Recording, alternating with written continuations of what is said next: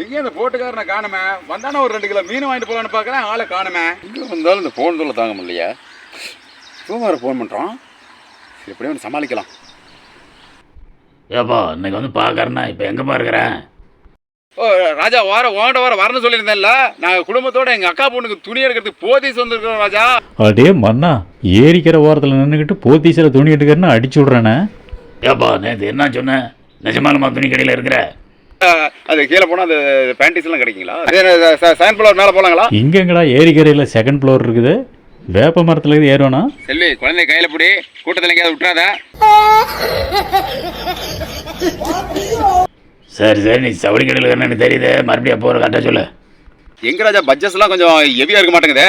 Evening ஆயிரும். ஒரு நாளைக்கு காலையில் உனக்கு 7 மணிக்கு டான் வந்து பார்த்துறேன் ராஜா. நம்ம ஜவுளி கடையில் இருக்கிறோன்னு சொல்லி அப்படியே நம்பிட்டே நாட்டங்குது.